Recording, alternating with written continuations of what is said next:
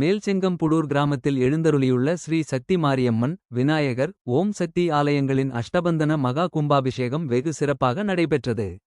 திருவண்ணாமலை மாவட்டம் செங்கம் வட்டம் பக்கிரிப்பாளையம் ஊராட்சி மேல்செங்கம்புடூர் கிராமத்தில் எழுந்தருளியுள்ள ஸ்ரீ சக்தி மாரியம்மன், ஸ்ரீ விநாயகர் மற்றும் ஓம் சக்தி ஆலயங்களின் அஷ்டபந்தன மகா கும்பாபிஷேகம் சிவாச்சாரியார்கள் மந்திரங்கள் முழங்க 12 ஆண்டுகள் முடிந்து கோயில் புனரமைப்பு செய்து கோபுரங்கள் மீதுள்ள கலசத்தில் புனித நீர் ஊற்றி மறு கும்பாபிஷேகம் வெகு சிறப்பாக நடத்தப்பட்டது.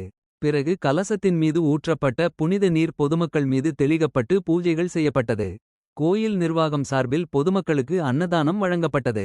இந்நிகழ்ச்சிக்கு கோயில் நிர்வாகிகள் சிவா, ராஜா தலைமையில் கோயில் விழா குழுவினர், ஊர் பொதுமக்கள், இளைஞர்கள் அனைத்து சிறப்பு ஏற்பாடுகளையும் செய்திருந்தார்கள்.